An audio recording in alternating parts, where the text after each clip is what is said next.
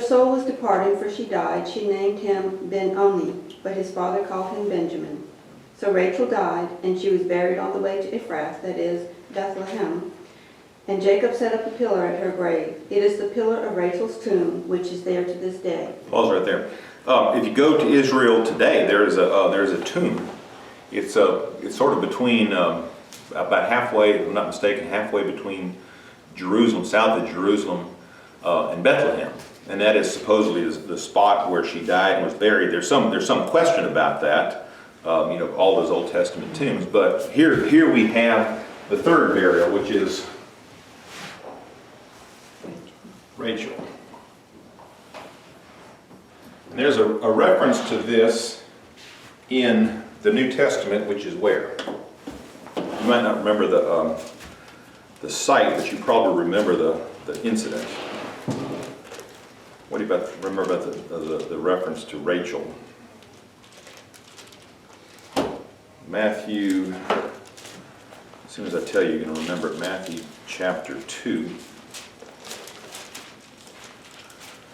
verse 17. Let me just read 16. It says, "Then when Herod saw that he had been tricked by the Magi," you know that story, "he became very enraged and sent and slew all the male children who were in Bethlehem and in all its environs from 2 years old and under, according to the time which he had ascertained from the Magi.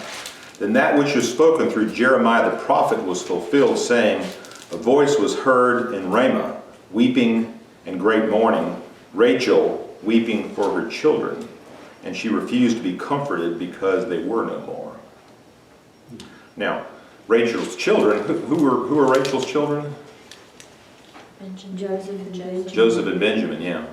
Of course, by this time they were no more. I think what Jeremiah is referring to is the terrible thing that happened during Jeremiah's time, which is what? The slaughter of so many in the area by the Babylonians. And it was during Jeremiah's time that the temple was destroyed and the remnant of Israel was carried off to Babylonian captivity.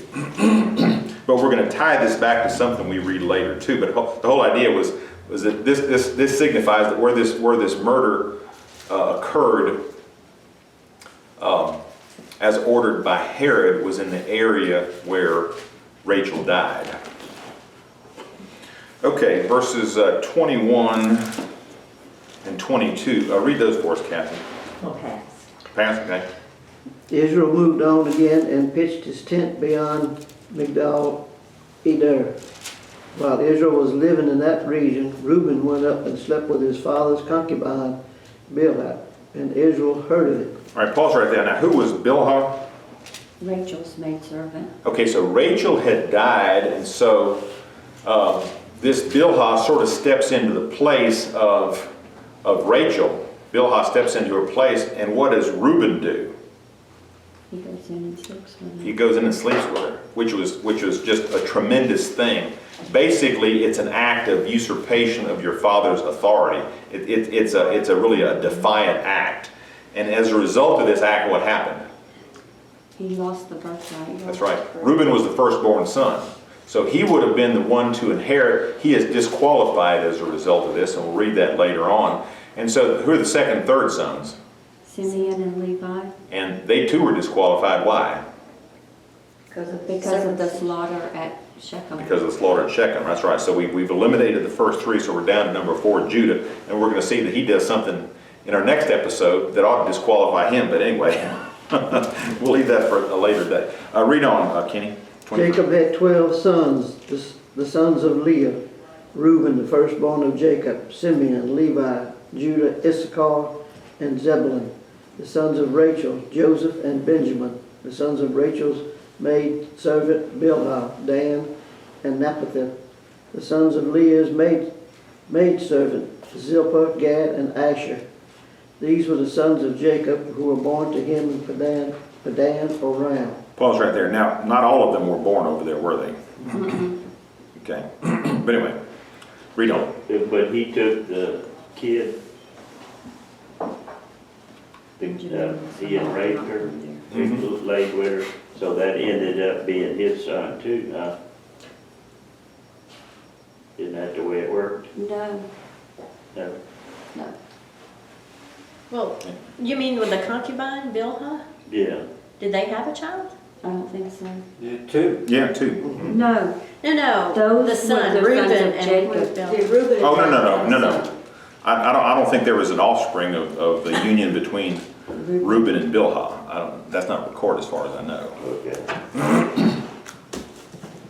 Okay, read on, Brother Ken. Jacob came home to his father Isaac and Mamre near Kiriath Arab, that is Hebron, where Abraham and Isaac had stayed. Isaac lived 180 years. Then he breathed his last and died and was gathered to his people, old and full of years, and his sons Esau and Jacob buried him. Well, it's right there. And of course, Isaac too was buried at the tomb where Abraham and Sarah were buried. We're going to see that Jacob was buried there. Now, Rachel was not buried there, right? right. That Leah was. Leah was. And of course, Isaac and we're going to see that Rebekah was buried there too. So 6 patriarchs and matriarchs are buried there, but I think significantly, Rachel is not the favorite wife of Jacob. Now, so we have another burial that's recorded. Who is that? Isaac. Okay, the 5th burial doesn't occur until chapter 37. But chapter 36, you read that, it seems like it's kind of out of place. And what we have in chapter 36 are the records of Esau, whose name was Edom. And Esau was, of course, the twin brother of Jacob. There's a couple of interesting things I want us to see about that. We're not going to read over it in great detail. But if you look over this is in chapter 36, in verse 12, Wanda, read that for us, please. Esau's son Eliphaz also had a concubine named Timnah who bore him Amalek. Amalek. Underscore Amalek there. Yeah, these were the grandsons of Esau's wife Adah. Okay. Also read up, I think it's kind of interesting, read in verses 10 and 11 also about some other offspring here. These are the names of Esau's sons, Eliphaz, the son of Esau's wife Adah, and Ruel, the son of Esau's wife Basmath. The sons of Eliphaz, Teman, Omar, Zepho, Gatam, and Kenaz. All right, pause right there. There's a lot of difficult to pronounce names, but if you haven't done so already, highlight Eliphaz and also Teman. Before we talk about them, go back and look at verse 3, and you'll see that we talked about this before, that Esau, rather than choosing a wife of his own people, he married some indigenous people, but he took many wives, but one of his wives, recorded in chapter 36, verse 3, is Ishmael's daughter. Okay? So you have a mixing, if you will, between the Edomites and the Ishmaelites. And as a result of that, we have Amalek, which is the most significant. But before we focus on Amalek, what do you remember about Eliphaz? And particularly Teman? They talked to Job. Exactly. One of Job's 3 friends was Eliphaz the Temanite. So he was from this place, Teman. Now, what does that do? Is this the very guy? Maybe, but it helps us to place the chronology of Job. Job appears way out of chronological order in the scriptures, but we can see that he probably lived around this time when the Temanites were prevalent, and there was a guy living by the name of Eliphaz who was an offspring of Esau. All right, Amalek. What do you remember about Amalek? The Amalekites. There's an interesting story that we need to spend a little time looking at, and it's recorded in, what's that? Exodus 17. Exodus 17 takes place after the Red Sea has parted, after all the plagues, after the first Passover. The children of Israel, led by Moses, are in the wilderness. As soon as they get to the wilderness, they've been delivered by great miracles of God. They start complaining almost immediately, and somebody says, I want a drink of water. And so what happens? God gives them water. Moses is instructed to strike the rock. He does, and out of the rock comes flowing water. And it's just not a little trickle. It's enough water to take care of everybody and all the horses and all their cattle. So it's like a river. It's like a mighty river that's flowing out of this rock. But almost immediately after this miracle happens where the water flows out of the rock, then the Israelites are attacked, and they're attacked by whom? Amalekites. The Amalekites. The Amalekites are the offspring of Esau. And it is said that in this account, in this historical account, that there's very significant allegory. In that the Amalekites always refer to works of the flesh, just as Esau was the one who sought after the flesh rather than the spirit. All of his offspring are those who seek after the flesh. And so what happens here, it's a beautiful story. Wanda, would you read that for us? And if you're there, Exodus chapter 17, verses 8 through 16. I had it, 17, 8 through 16. 8 through 16, please. The Amalekites came and attacked the Israelites at Rephidim. Moses said to Joshua, choose some of our men and go out to fight the Amalekites. Tomorrow I will stand on top of the hill with the staff of God in my hands. So Joshua fought the Amalekites as Moses had ordered, and Moses, Aaron, and Hur went to the top of the hill. As long as Moses held up his hands, the Israelites were winning, but whenever he lowered his hands, the Amalekites were winning. When Moses' hands grew tired, they took a stone and put it under him, and he sat on it. Aaron and Hur held his hands up, one on one side, one on the other, so that his hands remained steady till sunset. So Joshua overcame the Amalekite army with the sword. Then the Lord said to Moses, write this on a scroll as something to be remembered, and make sure that Joshua hears it, because I will completely blot out the memory of Amalek from under heaven. Moses built an altar and called it, "The Lord is my banner." He said, for hands were lifted up to the throne of the Lord. The Lord will be at war against the Amalekites from generation to generation. The Lord will be at war against the Amalekites from generation to generation. Is that true today? Yes? Yeah. The Lord is battling against the flesh. What it is said, this historical account is an allegory of is this, and I think it works very well. That the outpouring of the water from the stone is symbolic of the Holy Spirit being given to us. But immediately after the Holy Spirit flows forth, what happens? Amalek comes to attack us, which is what? Satan. Satan working through what? Through our flesh. That's who the Amalekites are. They are the flesh, if you will, the desires of the flesh. So immediately after the Holy Spirit comes, Satan attacks us using our own flesh. And who does the battle against the flesh? God. But specifically it says the fight is by Joshua. Joshua is the one who is fighting against the Amalekites. And who is Joshua? Joshua is Jesus, that's right. He is the one who's fighting against, and all Moses has to do is what? Lift up his hands in praise. And as long as he is lifting up his hands in praise, then what's happening? The flesh is being defeated. Amalek is being defeated. But as soon as his hands go down, in other words, as soon as he stops praising, what happens? The flesh wins. Okay.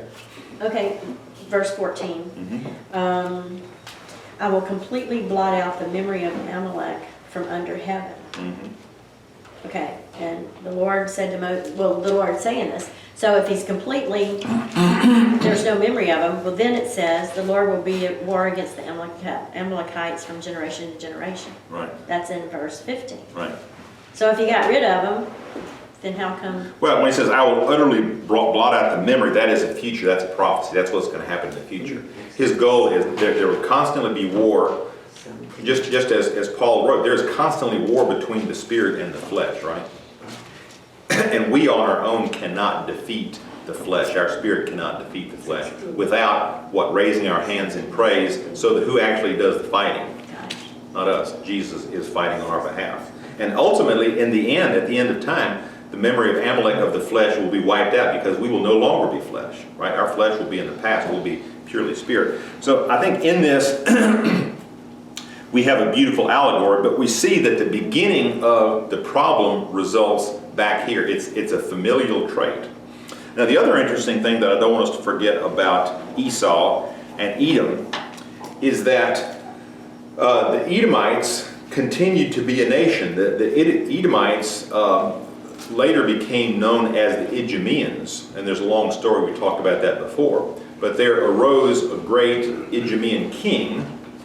Being an Edomite, he was after the flesh, meaning if he was after the flesh, he was opposed to the spirit. And who was that Edomite or Idumean king?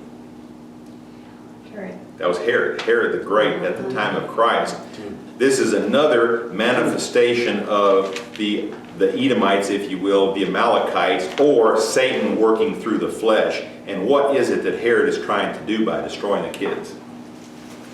He is trying to destroy Christ himself. He is trying to destroy the plan of God. So here we see this theme that began way back. It actually began with Ishmael, okay? And then it was carried through in Esau. And it was followed through in the Amalekites. In fact, I think if you probably go back and look at the advice that Eliphaz gave to Job is probably very fleshly oriented, wouldn't you think, based upon his heritage. Okay, and that takes us down to chapter 37. And this is where we have the account of Jacob that's very, very interesting. And there's a lot of symbolism here, and Tommy's prophecy was right that we're not going to get finished. But we get started. Jackie, why don't you pick up chapter 37, read for us. Jacob lived in the land where his father had stayed, the land of Canaan. This is the account of Jacob. Joseph, a young man of 17, was tending flocks with his brothers, the sons of Bilhah and the sons of Zilpah, his father's wives, and he brought their fathers a bad report about them. Pause right there. And this is in verse 2, Jackie just read it. And Joseph brought back a bad report about them to their father. Doesn't say exactly what it was, but what might it have been?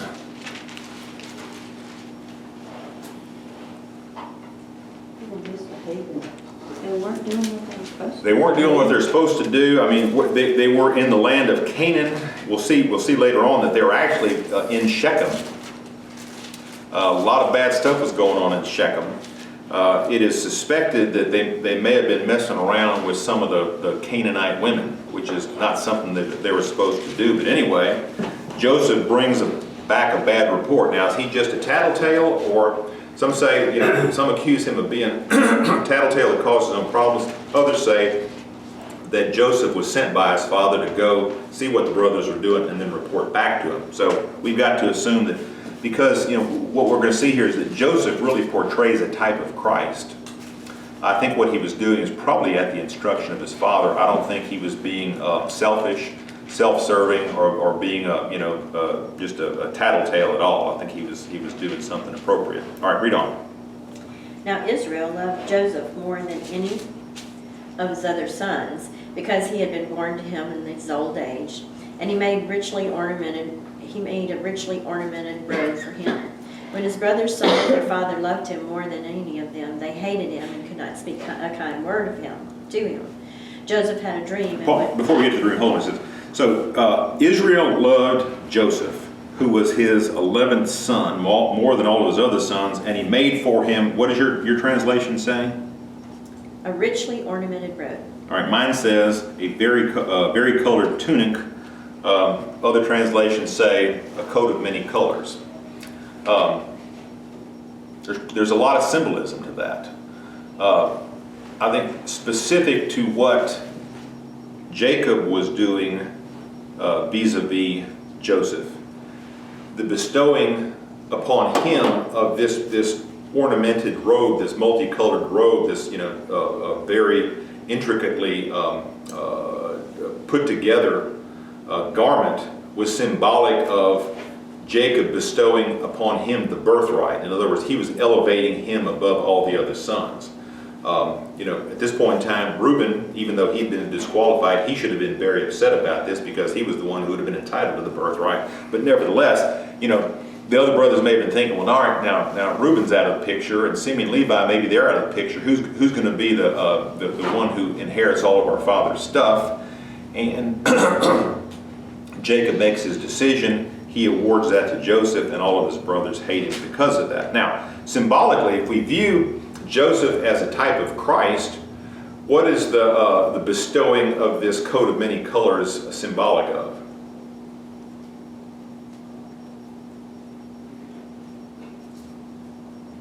Did Jesus get a robe or a cloak from his father? Yeah, it was said by many that Jesus was the one who wore the cloak of righteousness, which he willingly gives to us. And so that could be symbolic of that. All right, read on. Also in the parable of the prodigal son, remember the father came out and put the coat around the son? Exactly. That's And right. then the older brother was mad Mhm. because he was given the, Yeah, exactly. I think that's all portraying the same thing here. Bestowing a favor. Joseph had a dream, and when he told his brothers, they hated him all the more. He said to them, "Listen to this dream I had. We were binding sheaves of grain out of the field, when suddenly my sheaf rose and stood upright, while your sheaves gathered around mine and bowed down to it." His brothers said to him, "Do you intend to reign over us? Will you actually rule us?" And they hated him all the more because of his dream and what he had said. Then he had another dream, and he told it to his brothers. "Listen," he said, "I had another dream, and this time the sun and the moon and the 11 stars were bowing down to me." When he had told his father as well as his brothers, his father rebuked him and said, "What is this dream you had? Will your mother and your brothers actually come and bow down to the ground before you?" His brothers were jealous of him, but his father kept the matter in mind. All right, pause right there. So Joseph has two dreams. In the first dream, what happens? The brothers, the sheaves bow down. Yeah, each one of the brothers is represented by a sheaf, and you know what? As they gather up the grain at harvest time, the sheaves are bound together. So Joseph's sheaf rises up, and the others bow down to him. What is that symbolic of, or what could be? What could that be symbolic of? Joseph's going to rule over them. He does, but think But the futuristically, grain- huh? The grain, when they came to purchase grain Could be. in Egypt. Think even farther ahead than that. Think even farther ahead than where we are right now. Think about the final harvest. When the death angel comes at the end of time, all the sheaves will bow down at the time of harvest. Particularly including even though up to this point in time, the Jews have not accepted Christ as the Messiah, but at that time they will. There is going to come a time in the future where the nation of Israel, the sons of Israel, will eventually bow down to Christ. It's not going, according to the scriptures, it's not going to be until the very end time. It's not really happening now, although to some extent it is. But formal Judaism, if you will, does not bow down to Christ, but they will in the future. I think this is a foreshadowing of that. And then what about the other dream he had? About the sun and the moon and the 11 stars bowing down. Why 11? 11 brothers. Oh, yeah, he makes 12. Yeah, Okay. makes 12, so it's 11 brothers. There are some who say that as of this point in time that the little brother hadn't been born yet, that these things are out of order, but I tend to believe that, yeah, this only makes sense if they had the full 12 brothers and that he was one and the other 11 were bowing down to him. What is this foreshadow? Or does this portray about Christ? The whole universe. That's my thought too, that at some point in time, the whole universe will recognize Christ as the center of the universe. The sun, the moon, it says the 11 stars, but I think that really means everything will recognize. Every knee will bow, every tongue will confess that Christ is the Lord. Your time's right. Our time has run out, but you can see in verse 12 there, we'll pick up next time. And his brothers went to pasture their father's flock in Shechem. Not exactly a place where they should have been, but we'll pick up with Shechem there, and we'll figure out here what is the last burial. We're going to talk about the significance of that.